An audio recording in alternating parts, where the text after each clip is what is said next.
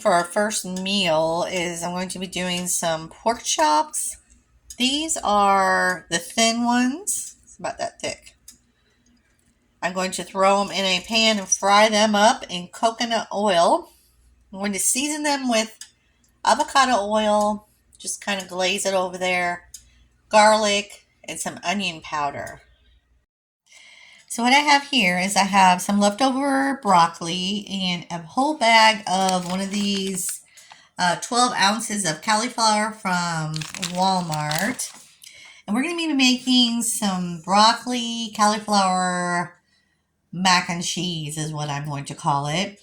Now, the key to this is when you defrost the cauliflower, like I had it frozen, make sure you get all the water. Squeeze as much water as you can out of the broccoli and the cauliflower.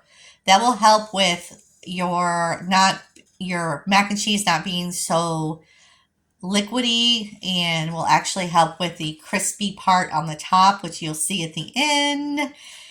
And also I'm going to be putting in some Parmesan, about a 1/4 cup, whipping cream, about a 1/2 cup. I have 4 pads of the Kirkland grass, the organic butter.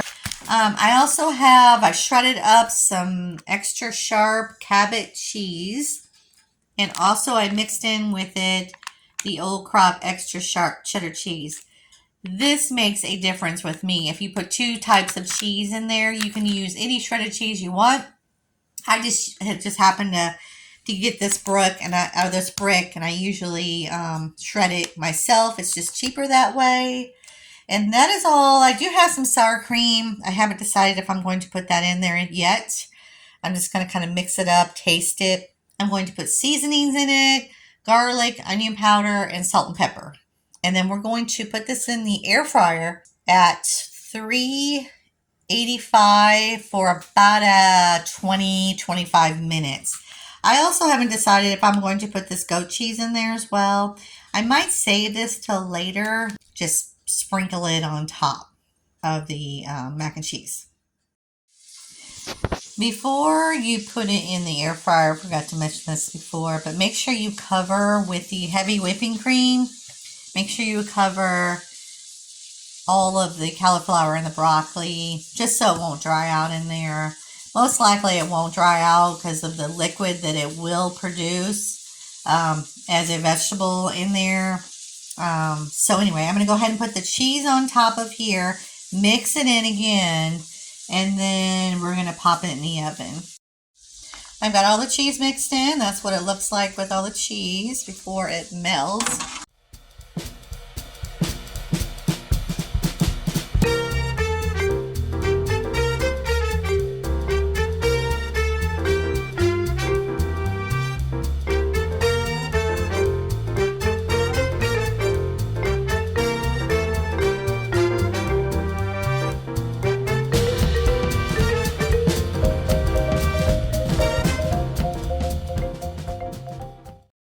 And what I have over here is that the goat cheese. I haven't decided if I'm going to sprinkle that on top or not. Probably so. We're going to go ahead and sprinkle some nutritional yeast on top for our B vitamins that we are in desperate need that never get from our foods. This is what it looks like. Prior videos, I think it's Love. I will link the Amazon link below of the exact one that I get, the unfortified. But this is what it looks like, and it tastes just like cheese, like sprinkled cheese, that almost like what you put on your popcorn. If you get that for your popcorn, that's what it tastes like. But you're getting your B vitamins in with that, and it's so good for you. So this is what we're having today for my first meal, and yeah. So next we're going to be fixing, I call it Fiesta crock pot chicken, shredded chicken. And this is the kind of chicken that I use. It's from Aldi's.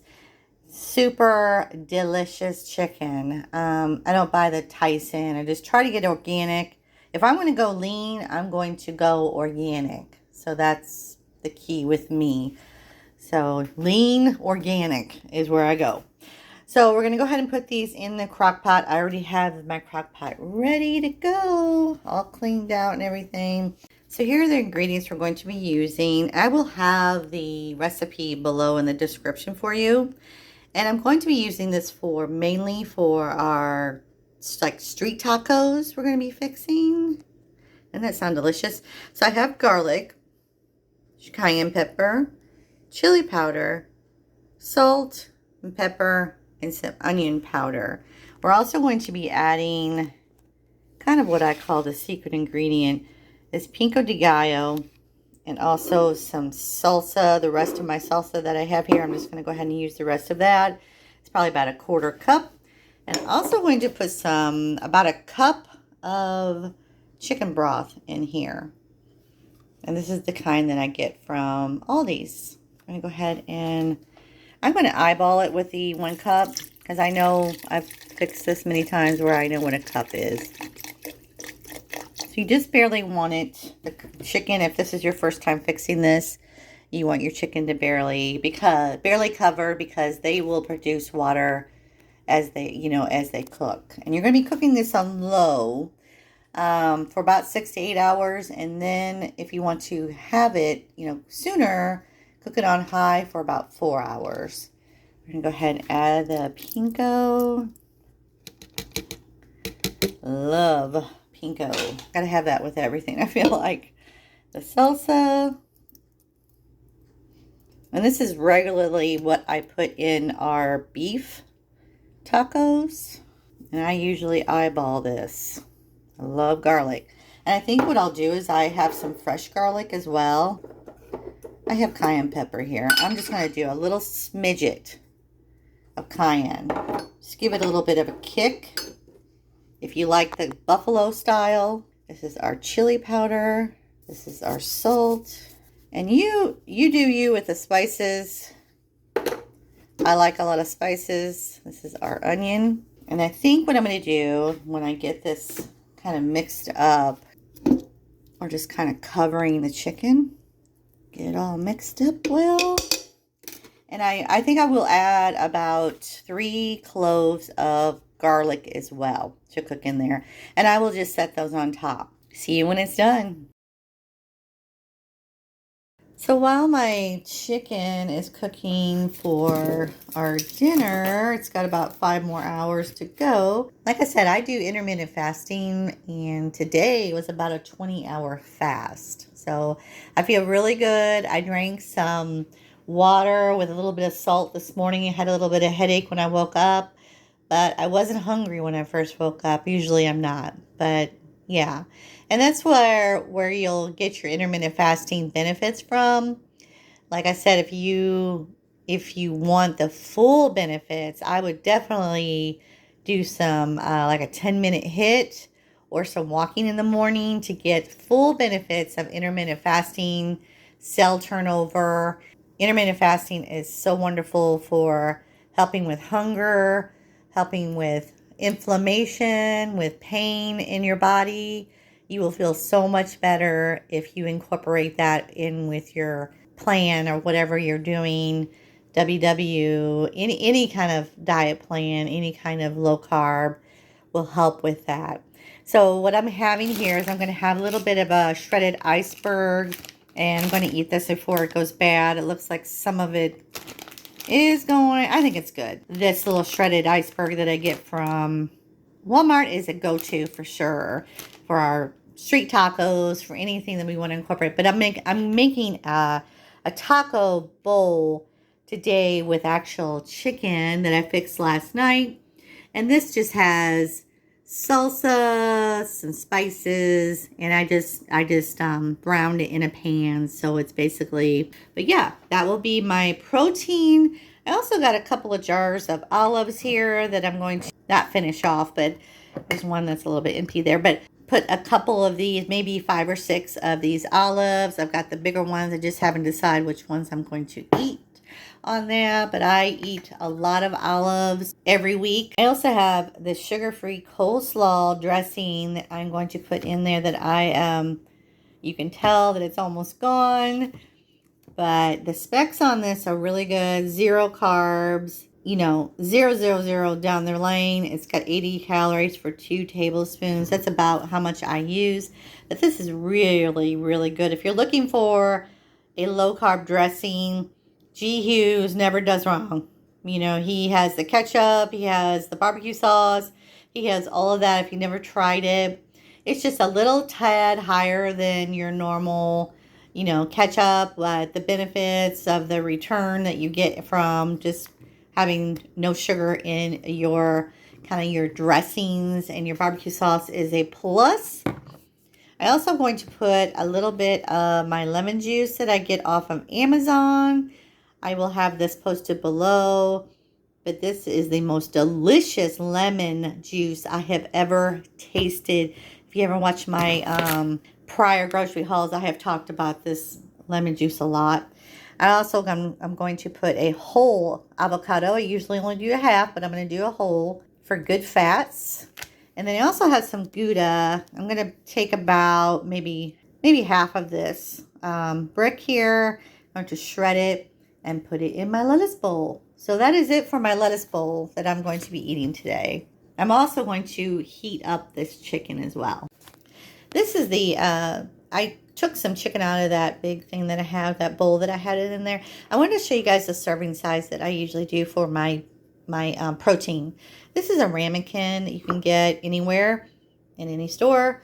So this is what about 3 to 4 ounces of protein looks like. This is more on the 4-ounce side, maybe even 5 ounce of the chicken. But I wanted to show you guys before I heated this up what my portion size is for protein.